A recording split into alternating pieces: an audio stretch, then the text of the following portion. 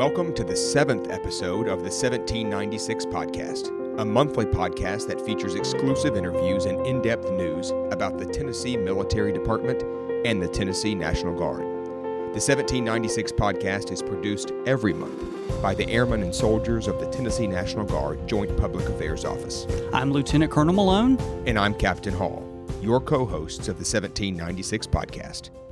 On this episode, it's all about cops. The military men and women who serve as law enforcement officers. We'll hear from Command Sergeant Major Michael Plemons of the 194th Engineering Brigade, who spent years in the Army's military police branch. We'll also hear from Chief Master Sergeant Anthony Harvey, the 164th Airlift Wing Security Forces Manager. And of course, we'll brief you on the latest and most important news impacting the Tennessee National Guard in our Tennessee Bluff News segment. First up, Lieutenant Colonel Malone sits down with Command Sergeant Major Michael Plemons. Thank you, Captain Hall. We really appreciate it. Well, we at the 1796 podcast are thrilled to have with us today Sergeant Major Mike Plemons, and he is an experienced Army military policeman, and we're going to talk to him a little today about that. I will let you know today we are remote. We are actually in his hometown of Etowah, Tennessee, at a local coffee shop, so if you hear a little background noise, that's why. So, Mike, Sergeant Major, welcome to the podcast. We're thrilled to have you. Thank you, sir. First off, tell me a little bit about yourself and how you came to be where you are in the Tennessee National Guard.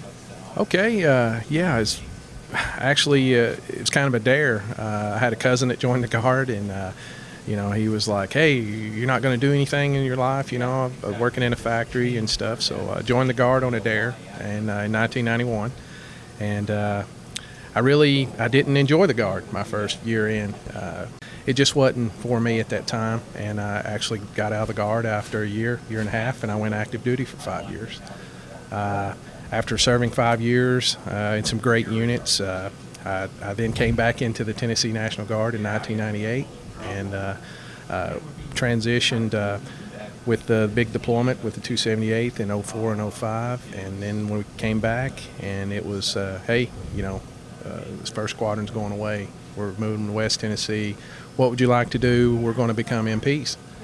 And became an MP and haven't really looked back. Deployed as an MP in 9 and 10 and 14 and 15, and just climbed the ranks and became a battalion CSM, and now I'm a brigade CSM for the 194th Engineer Brigade.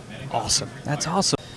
So, Sergeant Major, many of your soldiers are actually police officers in their civilian careers. You're a drill status guardsman or an M-Day soldier. And so how does being in the military police help us in the Guard and help them on the civilian side as police officers?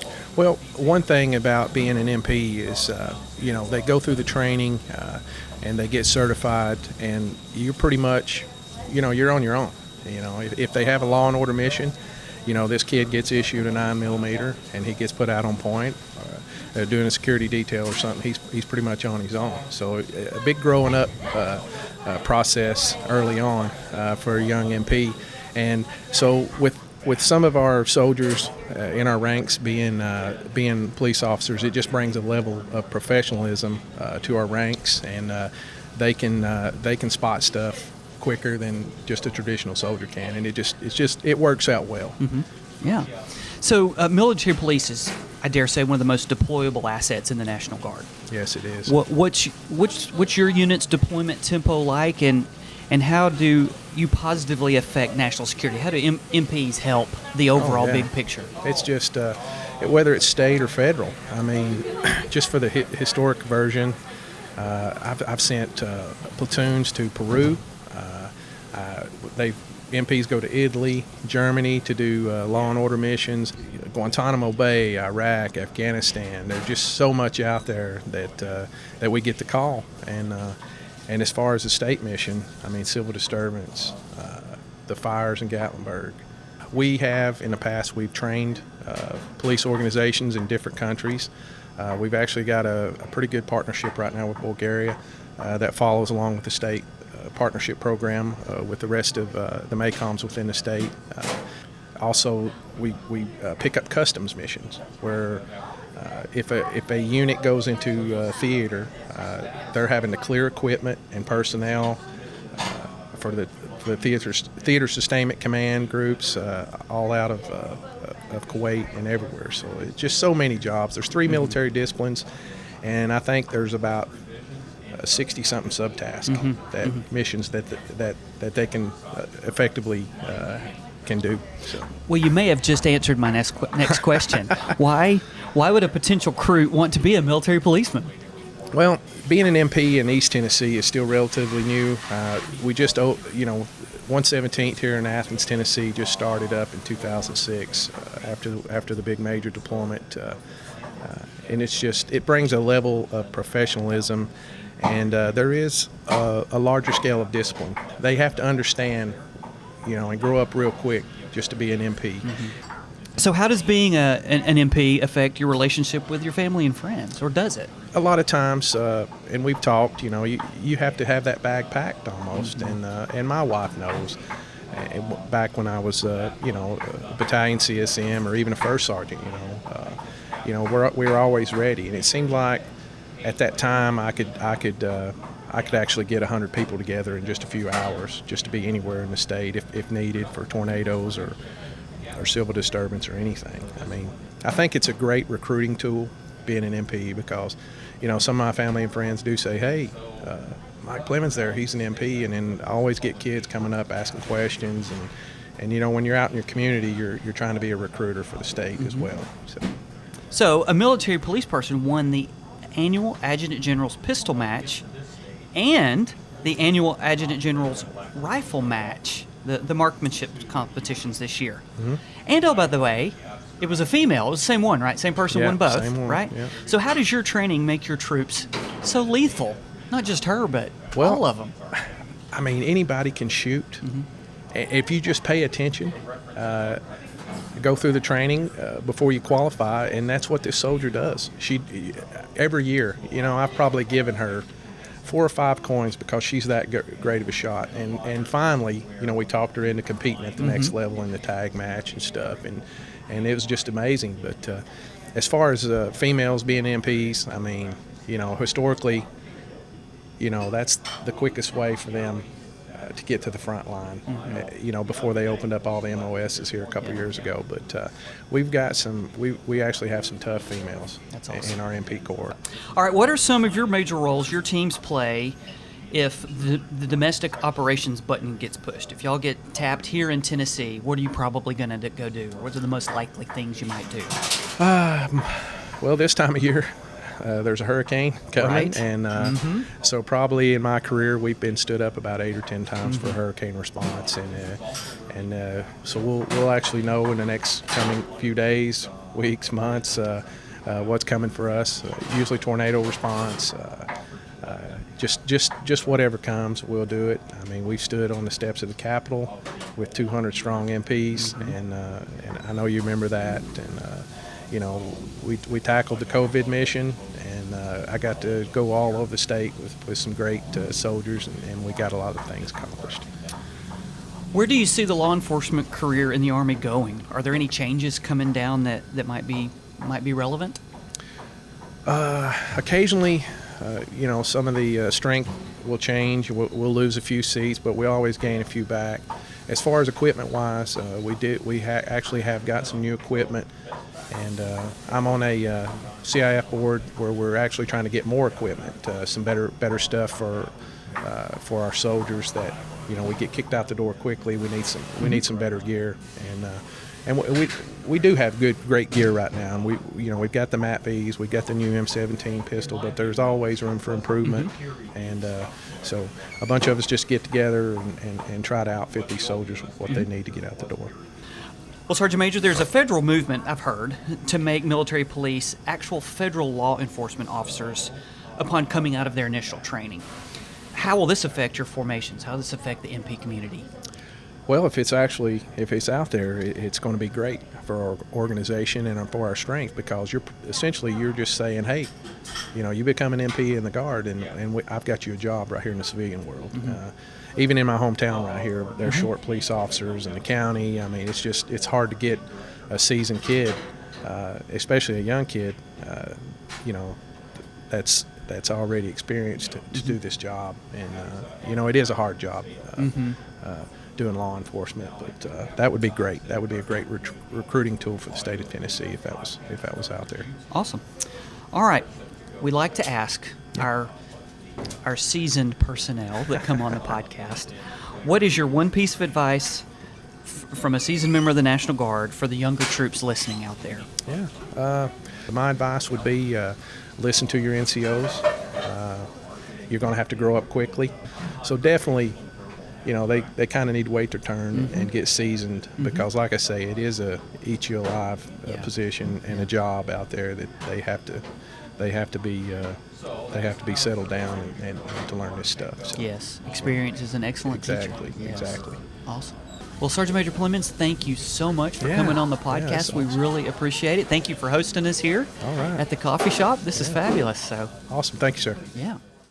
Up first this month in the Tennessee Bluff, Tennessee is answering the call in the wake of Hurricane Ian. The Tennessee Emergency Management Agency, also known as TEMA, has deployed 2 teams of 911 emergency response personnel to Florida to help with local first responders answering emergency calls and dispatching resources in Hurricane Ian's aftermath.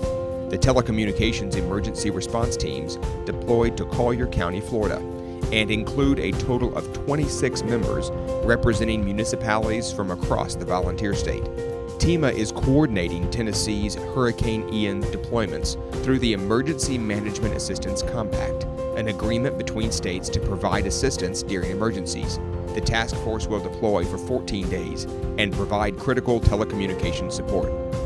The support from TEMA is in addition to Tennessee Army and Air National Guard personnel supporting the hurricane recovery in Florida. And in other news, the Tennessee State Guard has a new commander. Retired Army Colonel Kevin Stewart was promoted to the rank of Brigadier General and assumed command of the State Guard during a ceremony at Joint Force Headquarters on October 1st. The Tennessee State Guard is an all-volunteer force that supports the state mission of the Tennessee National Guard to assist civil authorities with disaster relief, humanitarian causes, ceremonial service, and religious and medical support for the well-being and safety of the citizenry of Tennessee. Stewart assumed command from retiring State Guard Brigadier General Juan Santiago, who has been the commander of the State Guard since December of 2020. And in national news impacting the Guard, with only days remaining before the funding deadline, both chambers of Congress approved a continuing resolution that will be in effect until December 16, 2022. The President signed the short-term measure Friday, which will keep federal agencies operating at current funding levels until the December deadline. Both chambers of Congress are now in recess until after Election Day. And speaking of Election Day, voter registration is open until Tuesday, October 11th, and you can register online through the Tennessee Secretary of State's website. Election Day is November 8th. Visit sos.tn.gov for more information. That's our Tennessee Bluff for this month. Up next, Lieutenant Colonel Malone sits down with Chief Master Sergeant Anthony Harvey. Thank you very much, Captain Hall. We appreciate that. So I am here with Chief Anthony Harvey. He is the 164th Security Forces Senior Enlisted Leader. He's the Chief Master Sergeant of the police force, the security forces here at the 164th in Memphis. And we are thrilled to have you with us, Chief Harvey. Hey, I'm glad to be here, sir. First off, tell me a little bit about yourself and how you came to be where you are in your National Guard career. So I started about 25 years ago, just over 25 years ago. 96, I came in. During that time, the security force was actually split into 3 different career fields. You had security police, you had law enforcement, and you had combat arms. At that time, security police did the nuclear security. They also did air-based ground defense, and then the law enforcement did the law enforcement aspect of the Air Force. So those were 3 separate career fields. 3 separate career fields. And shortly after, around 97, they actually merged into one career field, security forces. And so it wasn't that much time. However, you do that initial training, and then I had to do the training again afterwards to get the law enforcement side of it. Shortly after that, I actually went into combat arms as an instructor, went back to school, and I taught Air Force members how to fire the weapon systems that we use, the M16, the M9, all the machine guns that we utilized. So 240, 249. as I became a tech sergeant, master sergeant, went back into the career field as a security forces flight leader, and then ultimately security forces superintendent. And about 3.5 years ago, I had the opportunity to come down here to Memphis to interview for the chief master sergeant position, the senior enlisted position for security forces, and was selected. Honestly, this has been the greatest portion of my career. Some really great individuals that this squadron has. Individuals in this squadron definitely take care of each other. So it's a great squadron, and it's been a really unique opportunity. That's awesome. So many of your airmen, your security forces defenders, are also police officers in their civilian careers. What's the mutual benefit? How does their department benefit? How do we in the Air National Guard benefit? So a little bit of both. So right now we have 15 members that are currently at law enforcement with local law enforcement, whether it be in the Memphis area, Shelby County, and some of the outlying police departments. We also have a couple federal law enforcement officers that are part of our squadron. And then we also have 11 members that were formal law enforcement. And I think the benefit between how we mutually support each other is with the training. And so they bring an experience from the outside into the career field. They bring their real world experience into the military. And then what we do is we take some of that military experience back into their local law enforcement. So we can provide some of the training that they would get with their departments, or we have a different opportunity for a lot of different trainings with a lot of our mutual aid agreements. Get individuals over here on the military side, get that law enforcement, real world police experience, and then they get some of that professionalism that we provide in the military, some of that professional development, professional military education that they can go back to their civilian law enforcement and bring that leadership back. All right, so you're on the street and you're talking to a young person. How do you convince them that security forces is their career field to go into? Well, one of the things that we do is we try to sell the experience and the expectation. We allow the recruiters to sell the benefits, the bonuses, the college repayment or the college funding. We mostly look at the experience. So I want an individual that wants to be security forces. Our leadership wants individuals that want to be security forces. We're upfront, honest, exactly what security forces is. It's being in the field. It's doing the hard work, patrolling, away from the bases. I would say it's not typical Air Force environments that we're going to go into. Security forces is more Army-centric than it is air-centric. Mm-hmm. A lot of our information comes from FM 7-8, the infantry manual. Mm-hmm. That's what we need to sell to our airmen is exactly if they want to become a defender, if they want to come into security forces, this is what the experience. And so if they're looking to go the law enforcement route in their future and they have aspiration to be go to a local PD, we can definitely help that. Because they're going to get some of that training. We definitely want individuals that strong mindset for this career field. Yeah, cool. So that recruiter's looking for somebody with a propensity to serve. You're looking for a particular mindset. Correct. Good stuff. Yes, sir. All right, you in the Security Forces career field here in Tennessee just hosted a multi-agency patrol course. Tell me how that successful course came to be and why is it important? Yes. So the Active Defense Patrol course is really the brainchild of three individuals. You have Chief Master Sergeant Ron Hartley, who used to be at Joint Force Headquarters. You have Master Sergeant John Hogue from the 164th and Master Sergeant Travis McNatt at the 164th. And so seeing that the way the career field had kind of moved away from air-based ground defense into a more law enforcement-centric role, they saw that there was some skill sets that were eroding away. And this is kind of before the Air Force even, mandated the Defender Next initiative. So they were actually kind of seeing where the career field was going, needed a bit of a course correction at the local level, started bringing some of these skill sets. At the same time, we had airmen that were competing in the Tennessee National Guard Best Warrior competition alongside their Army brethren. To ensure that our individuals had some of these skill sets to be able to compete at that level, they devised this course. And this course kind of came out of a thought process at Best Warrior, but I think it originated when two of the individuals went to Denmark through their defense patrol course over there. They brought this idea back. They kind of talked about it about 3 years ago, 3.5 years ago. And basically, what the course entails is bringing back those troop leading procedures, ground combat skills, the tactical casualty care, the land navigation, combat patrols, recon patrols, individual and team movements on the battlefield. And so bringing back that. And so what the course basically is a 15-day course. It's about 150 hours in total. Expected to ruck well over 70 miles throughout the course. To date, they've had 84 individuals, being instructed on 84 Army and Air individual tasks. The class is basically delivered in an austere environment. And so what that provides is that gets them ready for the new agile combat employment of being able to deploy to a location, operate out of that location, self-sustained for a couple of days, and then moving on to another location and to another location over and over and over again as needed. So they've gone through 3 iterations of this course. Both Army and Air have gone through this course, and this last year we were actually able to bring in our state partnership partners from Bulgaria. So we had 2 individuals from the Bulgarian Air Force go through the course as well. And what it really provides for the state of Tennessee is that interoperability, 1, with our NATO partners, and 2, between our Air and Army assets on the ground. And so we have that interoperability. And I think Tennessee has one of the best states that has that opportunity, in my own opinion. Awesome. And so I bet you're already planning next year's patrol course.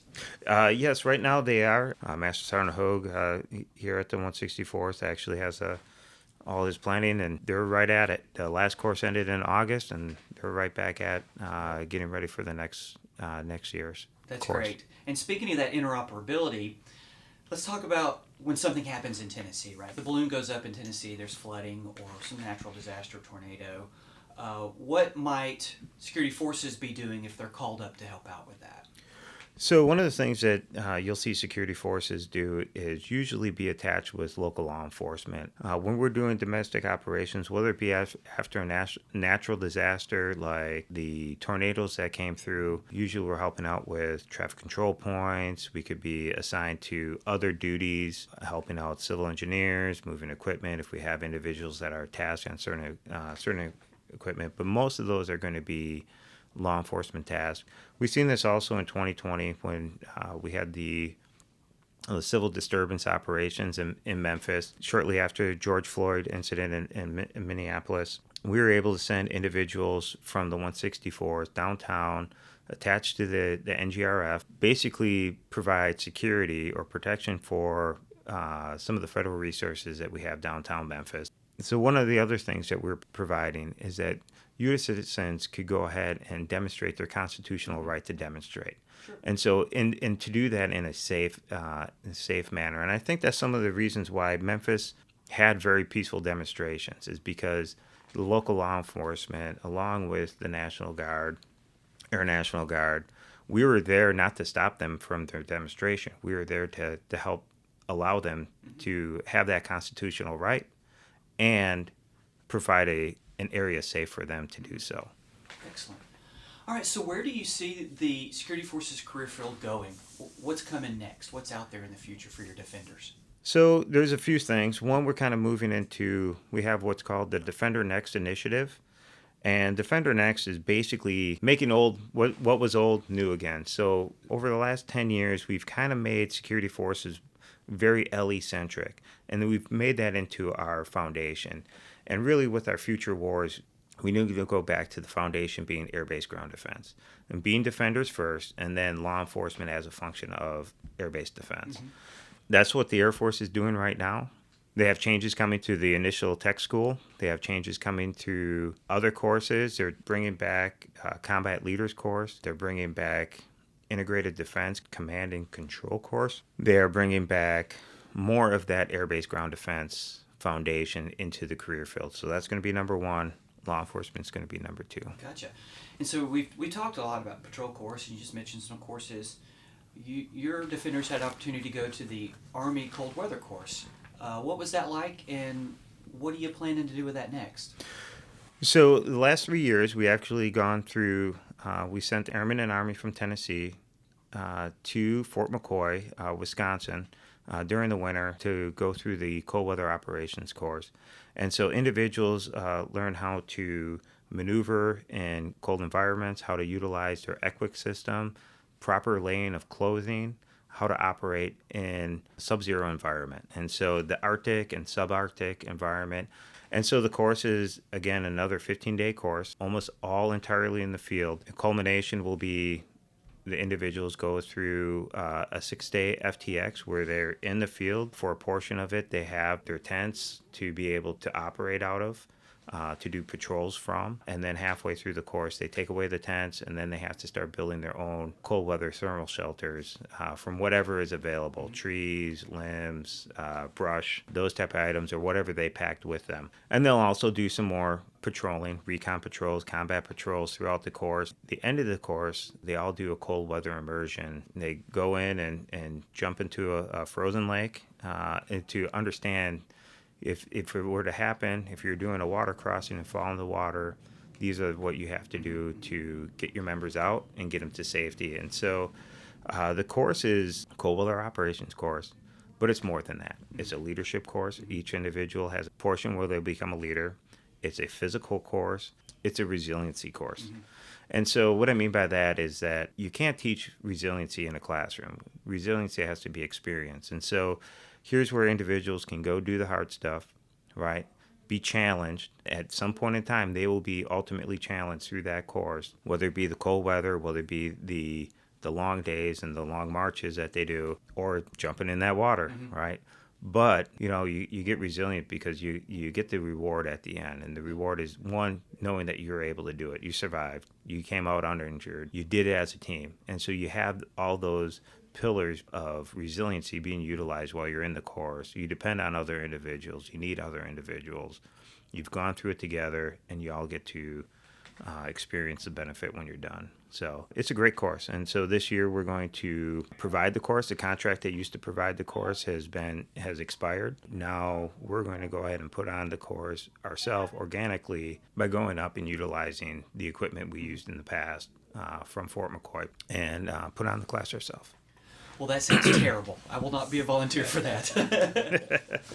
But I hope it's successful. Maybe we can do a follow-up with you when that comes around. Yes, sir. All right, Chief. I got one last question. When we have a seasoned member of the National Guard with us, we like to ask them, for our younger listeners, for our junior airmen and soldiers that might be listening, what's your one piece of leadership advice for them? My one piece of advice would be take every opportunity that comes to you, whether it be specialized training, a deployment, a special duty assignment. Get after it. Cold weather course. Cold weather course. Yeah, get after it. Go do it. You miss 100% of the shots you don't take. With that said, I mean, some of my best experience in my 25 and a half years being in the Air National Guard has been from deployment, special training, or any kind of special assignment. You meet new people, you grow your network, get everything out of it, right? The Air National Guard is going to get what they need out of you, but you should probably get everything you want out of it too, right?